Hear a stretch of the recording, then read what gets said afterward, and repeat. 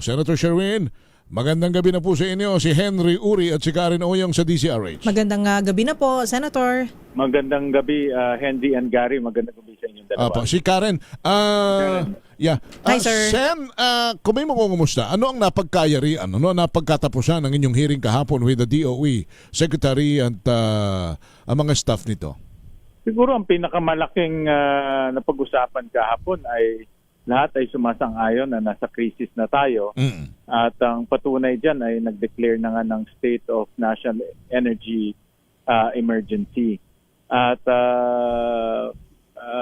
yun ang senyales na nasa isang crisis na tayo at dapat na humanda ang lahat. Hindi lang gobyerno, kundi ang ating mga kababayan din. At ang isa sa mga nakita nating malaking problema ay yung supply. Dahil nga base sa mga sa briefing kahapon, nakita natin ang gasolina meron tayo until about 60 days, ang diesel about 40 days. Pero pagtapos niyan, problema na tayo kung ano ang saan tayo kukuha ng supply. At yan ang isang bagay kaya nag-declare na rin ng State of National Energy Emergency. Okay. May commitment ho ba ang Department of Energy as to when magkakaroon tayo ng dagdag na supply sapagkat nga ninyo, pagkatapos ng mga araw na palilipasin lamang, delikado na kung wala namang siguradong darating at marireplenish yung nawalang supplies? Sa kasamang palad, wala.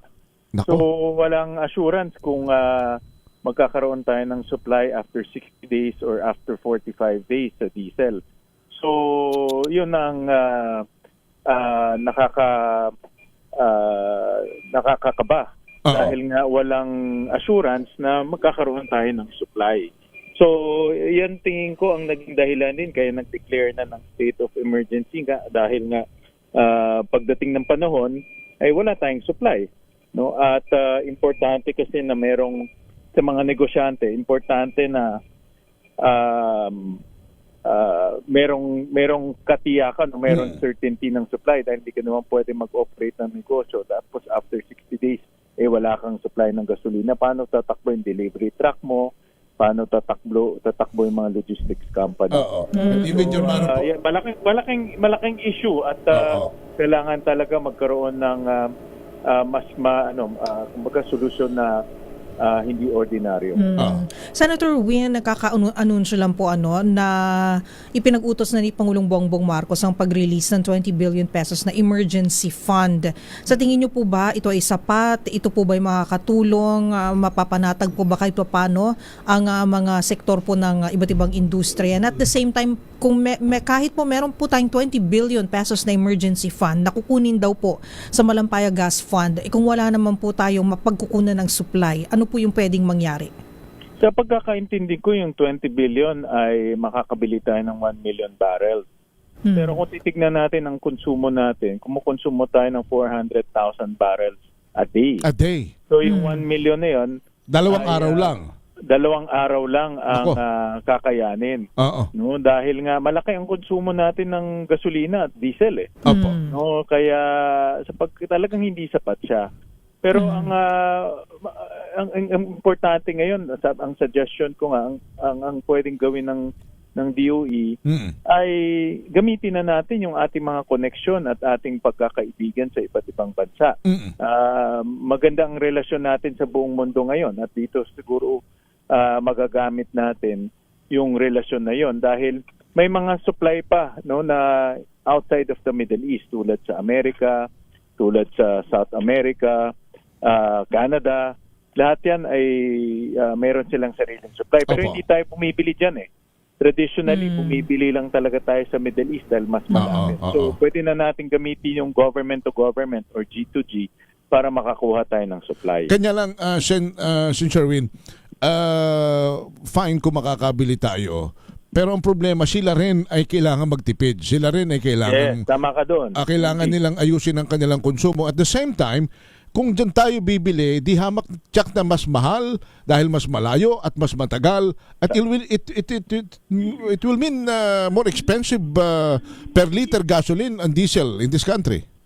Tama ka diyan dahil hindi lang naman tayo ang bibili sa kanila eh. Yes. No? Ang Strait of Hormuz nagsusupply ng almost 20% ng petrolyo at almost sa buong mundo at almost 60% pumupunta dito sa Asia. Kaya imagine, hindi lang tayo bibili diyan, bibili rin ang mga importing countries tulad ng Japan, tulad ng Korea, kaya talagang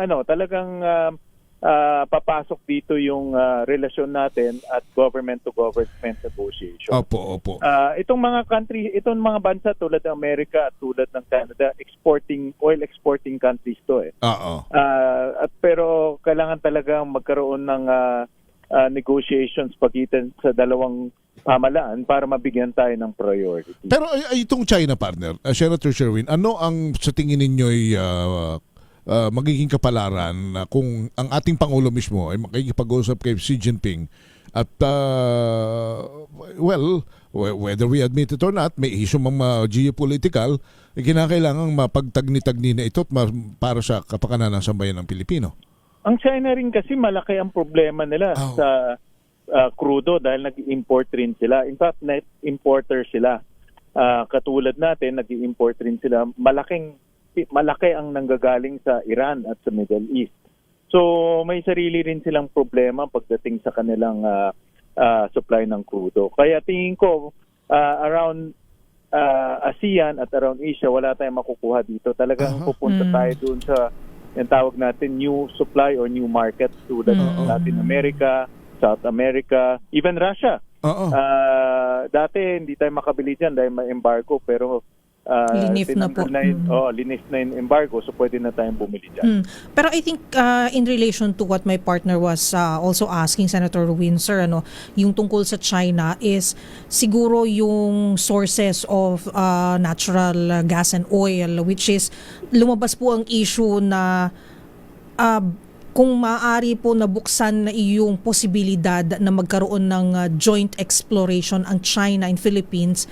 Pero notwithstanding, meron po tayong issue with territorial claims, meron po tayong mga ganito pong mga usapin about legitimacy. Ano po yung mga legal basis for this, mga lalabagin po sa saligang batas natin? Ano po yung mga batas na susundin? Is it the law of China or the law of the Philippines? And saang mga zones po ito gagawin? Ito po kasi yung mga very contentious na mga issues po. Pero kung nangangailangan po kasi tayo ng supply ng langis, baka we have to reconsider po ba yung mga ganitong mga options, Senator? Actually, Karen, natumbok mo yung issue. Matagal nang, during the time of President Duterte, matagal nang na-float itong joint exploration. In fact, hindi siya na-float. Talagang mayroong bumuo ng technical working group. Pero ang naging problema doon, kaninong batas ang susundan? Yes, batas ba natin o batas ba ng China? At doon nagkaroon ng problema. Ngayon, pwede naman mag-explore, magtingnan ulit kung posibilidad yung magkaroon ng joint exploration. Pero ang importante lang ilagay natin sa isip, hindi natin pwede isaalang-alang yung sovereignty and sovereign rights natin in that area. Pero pangalawa, Karen, yung exploration matagal pa yan. Yan, I was about to say. Natin ngayon, yung exploration baka 10 years pa bago tayo makakita ng oil and gas in that area. And then I think natin ngayon. And I think, Senator Win, if we're going to import I think 20 to 35 days, tama ba? Ang bago makarating dito? Depende kung saan manggagaling. Kung galing ng United States yan, baka ganyan. Around 20 to 15 to 20 days. Depende kung saan. Kaya traditionally sa Strait of Hormuz talaga mas mabilis ng konti. Dahil mabilis Dahil malapit lang yan kanya lang, kung pinag-uusapan natin ay we have a supply within 52 to 60 days, dapat ngayon pa lang may assurance sa tayo na in the coming 20 to 30 days, may paparating na para magdidikit yung putol, Senator Sherwin. Tama ka dyan. Kaya mayroong mga, ang briefing sa amin, mayroong government-to-government negotiation, Oo. DOE, at alam ko ang DOF ay kasali na rin dito sa negotiations na ito. Yun ang nakikita kong paraan sa ngayon, no? Dahil nga yung mga oil companies, ano na sila, kumbaga nakatali na yung kamay nila dahil Yeah. wala na silang makunan ng ibang supply. Opo, So opo. talaga dito napapasok yung government-to-government negotiations at tinurelasyon natin sa iba. Okay. Tapos Senator Win, siguro po iano na lang din natin yung latay po kasi nung epekto ng krisis. Nararamdaman na po siya. Kaya nga po tama po na dapat noon pa nadeklara na nga po na may state of emergency po tayo pagdating po sa enerhiya. Pero marami po, ito po may report po kami dito na sabi po ng DOH may posibilidad pero wala pa naman pong kakulangan ng supply sa gamot ang bansa pero baka tumaas po Ayan. yung presyo Malaking ng problema. gamot na ini-import po natin, mga medical supplies at marami na rin po sabi ng PNP na mga gasolinahan ang nagsara, marami po ang nagsara sa bandang Cordillera, meron din po sa may Cagayan Valley, sa gitnang Luzon, marami po ang nagsara, ibig sabihin marami po ang nawalan ng A total trabaho, of 400 Senator. 415 gasoline sa stations. Yung gamot at yung medical supplies, walang dahilan kung bakit tataas sila. Dahil sa ngayon, makikita natin kahapon sa briefing namin, yung mga basic commodities, yung mga pagkain like vegetables, so far stable pa siya. Dahil may ano yan hindi naman pag nagtaas ang gasolina, immediately nagtataas, may tinatawag tayong lag. So, hindi ko nakikitang na may dahilan tataas yung gamot at medical equipment. At yung in so far as yung gasolinahan, meron din talagang reports na dahil nga may issue tayo sa supply, hindi nabibigyan ng supply yung ibang mga gasolinahan. At makaka-apekto rin yan sa operasyon at sa pamumuhay ng mga taga doon. Dahil Correct. yung gasolinan, alam naman natin, yan rin ang nagbibigay ng, kumbaga, yan ang nagpapaikot ng ekonomiya sa isang lokal na pamahalaan o isang lokal na area. Okay. Yung declaration of state of emergency, at ang tao sigurado mag-expect na may magagamot itong deklarasyon na ito. Ano ang magagamot nitong deklarasyon na ito? Unang-una sa lahat ay binibigyan ng kapangyarihan ang ating Pangulo na kung sakaling magkakaroon ng mabilis na pagtaas ng mga pangunahing bilihin, meron na siyang kapangyarihan na magkaroon ng price cap. Kasama na dito ang presyo ng petrolyo. No? Dahil sa oil deregulation law, nakasulat doon kung mayroong national emergency, pwede na silang mag-impose ng price cap sa gasolina at pwede na rin silang mag-impose ng price cap sa mga pangunahing bilihin. So that's isang epekto 'yan. At pangalawa, mayroon ring doon sa resolution, binibigyan na rin ng kapangyarihan ng Department of Energy na mag-undertake ng mga G2G negotiation at papabilisin rin yung pagbibili ng additional supply at pagbibili ng petrolyo. So, yun ang pinakamahalaga yung additional powers para mabilis ang negotiation at mabilis ang processing. Pero kung di ko nagkakamali, 1 taon ang effectivity. 1 taon, no? Hopefully hindi na lumampas to ng 1 taon dahil talagang mahirap. So 1 taon lang ang binibigay na kumbaga buhay nitong state of emergency. At may safeguard naman. May safeguard naman dahil may oversight ang Kongreso. Okay. Like kami nag-hearing kami kahapon, yung tinatawag natin Protect Committee. Bukas may isang hearing rin kami. At kung tatagal to, patuloy yung aming oversight functions dahil nga siyempre mga ganitong kapangyarihan, meron ding epekto to sa presyo at meron ding epekto to sa ekonomiya natin. So dapat i-monitor mabuti. Okay. Sen, last question from my end, partner. Ano ang inyong views doon sa pagbebenta ng ating mga properties para ma-augment ang gastusin ng gobyerno? Kung meron, sang-ayon ako dyan. Kung meron mga assets or mga properties ang gobyerno na hindi naman ginagamit, gamitin na lang sa mas magandang paraan para kumita ang gobyerno. Pwedeng i-joint venture, pwedeng ibenta, pwedeng i-lease.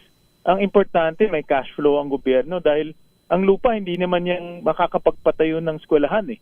Ang cash flow ang pwede magpatayo ng eskwelahan. No? So, matagal na rin natin minumungkahi na kung mayroong mga idle assets ang gobyerno, gawin productive assets dahil kailangan natin ng pondo para magpatayo ng mga ganitong pangunahing pangangailangan natin. Siguro may part na rin, Senator Win, dahil we are closing on a break. May religious holiday po tayo, Holy Week. Traditionally, talagang we rest or we go out of town, we visit family. Ano po ba yung, at lalo na po kayo sa sa Senate at yung mga mambabatas rin po sa Kongreso dahil meron na po tayong state of emergency, ika nga po. Ano po ba yung mga babantayan po natin? And madali naman po siguro kayong mag-convene kung sakali pong may mga kailangang na mga urgent na mapagdesisyonan at mapag-usapan, sir? Yes, so kung kailangan magpatawag ng special session for, let's say, additional appropriations. So, let's say, kung kakailanganin ng pondo o kakailangan ng supplemental budget or even pagde-declare pa ng ibang, pagbibigay pa ng karagdagang kapangyarihan sa ating Pangulo para magkaroon pa ng dagdag solusyon dito sa problema, handa naman ang Senado na mag-convene. In fact, sinabi namin kahapon yan doon sa hearing na ang Senado naman ay kahit naka-break, nag-hearing kami at handa naman mag-convene. In fact, kahapon maraming senador ang nakibahagi doon sa Protect Committee hearing. Sen, salamat na marami. Maybe you have a word, konting haplos at mensahe sa ating mga kababayan sa gitna ng krisis na ito. Maraming salamat, Henry.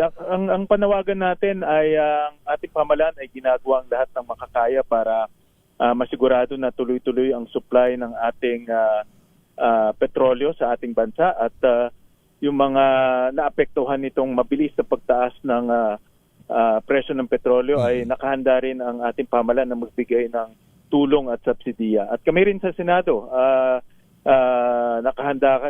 naghahanda rin kami para dito sa pagbibigay ng tulong. In fact, we have to salute you there in the Senate, Senator Sherwin, sapagkat nung kayo lahat halos ay sumigaw na may krisis tayo, bumilis yung aksyon ng Malacanang. Importante kasi na nakahanda dahil of course gusto natin matapos na ito, no? Wala naman may gustong tumagal to, pero base sa mga reports na nakukuha natin, base sa mga nakikita natin sa news, parang tumatagal pa siya no? So kung ganito ang mangyayari, importante nakahanda tayo, lalo na pondo, no? Importante yung pondo nakahanda na. Alright. Tama. Sen, salamat na marami for joining us. Thank you po, Maraming salamat, Sen. Henry and Karen. Thank you po. Senator Sherwin Gatchalian. Balance.